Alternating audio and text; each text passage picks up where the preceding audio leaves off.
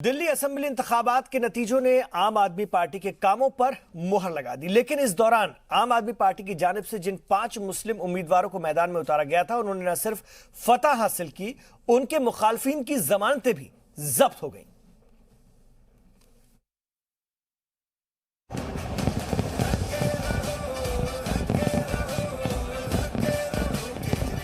दिल्ली वालों, गजब कर दिया आप लोगों ने।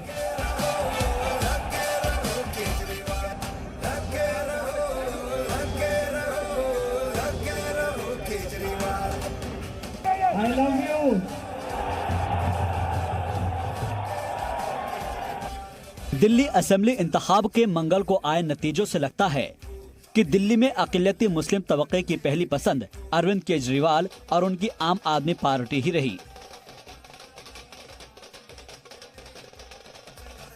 आम आदमी पार्टी ने मटिया महल, सीलमपुर, ओखला, बल्ली मारान और मुस्तफाबाद से मुस्लिम तबके के उम्मीदवारों पर यकीन जताया था, तो वहीं कांग्रेस ने भी इन 5 ही सीटों पर मुस्लिम उम्मीदवार उतारे थे।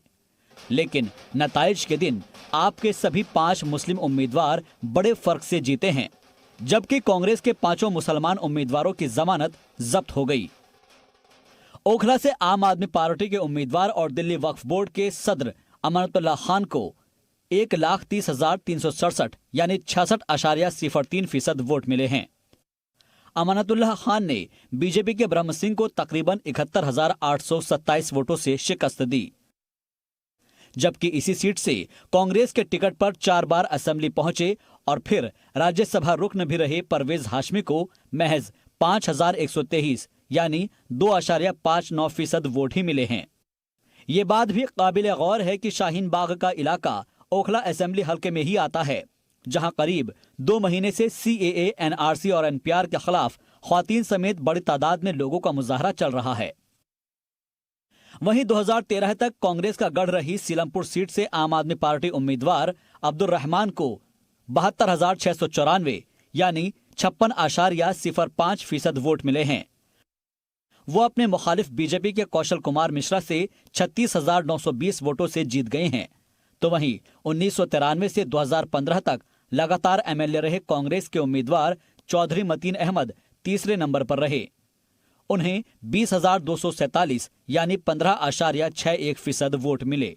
दिल्ली सरकार में वजीर और बल्ली मारान से आप उम्मीदवार इमरान हुसैन का भी अक़लियती तबके ने पूरा साथ दिया।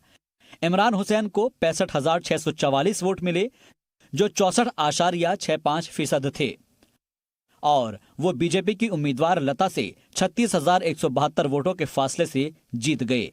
इस बार मुस्तफाबाद असेंबली सीट से आम आदमी पार्टी के उम्मीदवार हाजी यूनुस ने जीत दर्ज की है। पिछली मर्तबा यहां से बीजेपी के जगदीश प्रधान जीते थे। यूनुस को 98,850 यानी 53.2% वोट मिले हैं और वो बीजेपी उम्मीदवार प्रधान से 20,704 वोटों से जीते हैं।